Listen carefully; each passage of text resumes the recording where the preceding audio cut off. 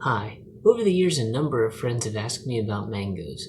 How to cut them, how to pick them, how to know when they're ripe, how to, I don't know, just maneuver them. I have a lot of skills regarding this because I have very few life skills in other areas. I thought I'd share a little something for you.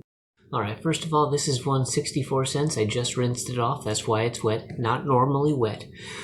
Very common, very easy to find at markets. You want to look for something that the skin is relatively clear and smooth and all that good stuff. Now, smell-wise, if you can smell it, if you can get all up and close to it and smell it, if it smells sweet, then it's probably very ripe. If you want to eat it that day, that's okay. If you don't want to let it sit a day or two, probably want to get something a little less pungent. Also, the softness or firmness of it is important too. If you can squeeze it a little bit and it has a little give, that probably means it's soft in there and it's fairly ripe. Alright, this might be an angle that works.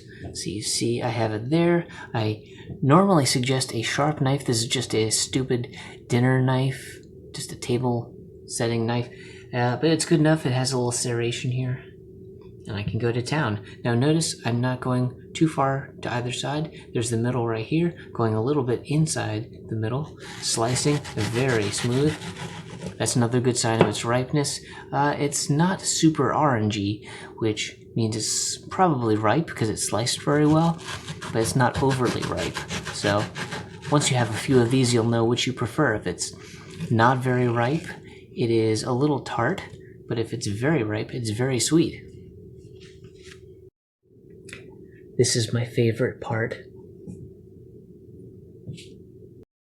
Okay, interesting to know. If you just go at a mango like this, or any other way that you cut it, you're going to get a lot of threads in there, and those threads are, I guess, what bind the flesh in here to the skin, which, well, that's normally what people have to deal with. But if you do this way, and I'm looking through here, there, normally if you have a really sharp knife like you should, you won't be doing this in your hand, but I'm doing this for the sake of demonstration.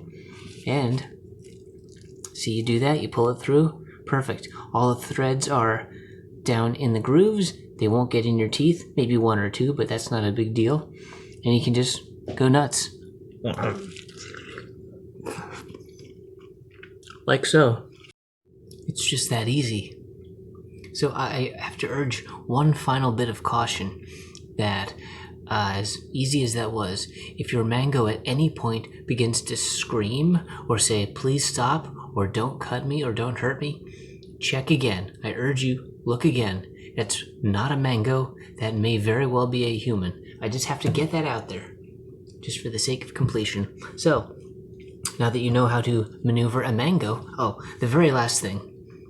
The sides are easy. This middle part that you are left with, you can just give it a little slice there, peel all the way around, and just gently eat around the pit. You're probably not going to be able to get too deep into this, because the pit is fairly substantial within here, but there's usually a good bit of flesh around the sides that's to be enjoyed.